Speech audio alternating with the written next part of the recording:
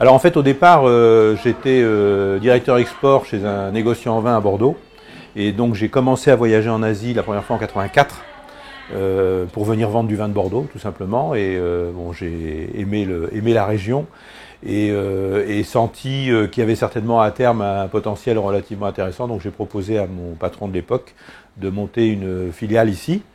Nous avons eu 2 épiceries fines, donc installées à Hong Kong, une sur l'île de Hong Kong, dans laquelle nous sommes maintenant à Sheung Wan, et une autre qui est à Element, c'est-à-dire un grand centre commercial qui est à Kowloon. Et dans ces 2 épiceries fines, donc nous commercialisons une gamme de produits français à 100%, qui sont soit importés, donc notamment des fromages et de la charcuterie, des saucissons et des choses comme ça. Ensuite des produits que nous fabriquons localement. On a une cuisine centrale qui est située sur l'île de Hong Kong, dans laquelle on fait des plats cuisinés, essentiellement des plats cuisinés, qui sont vendus au travers des magasins, mais également en livraison directe chez des clients.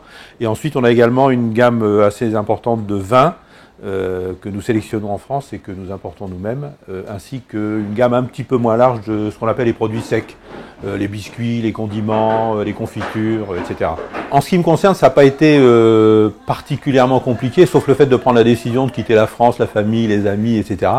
Ça n'a pas été particulièrement compliqué dans le sens où je m'étais associé avec mon ancien patron qui assurait le financement du montage de l'opération. Donc évidemment, c'était pour moi une solution somme toute rêvée. Je pense qu'à l'époque, j'étais certainement le premier à venir m'installer en Asie pour commercialiser du vin sur l'ensemble de la zone.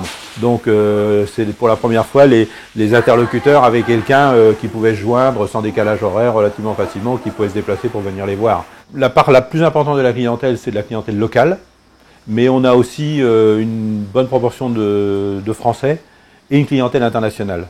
Il y a 20 ans, vous arriviez, vous allez dans un restaurant, personne ne consommait de vin, quoi. C'était rarissime. Vous allez maintenant dans les restaurants le soir, il y a du vin quasiment sur toutes les tables. À l'époque, ils buvaient du cognac. En fait, le vin a vraiment un côté élitiste, culturel, qui plaît beaucoup aux Chinois. Et, enfin, nous, on sélectionne des vins de petites régions qu'avant auraient été absolument invendables à Hong Kong, quoi. Alors que maintenant, ils sont tout à fait prêts à explorer. On a des projets de développement, notamment plus dans la partie produits frais que dans la partie produits secs.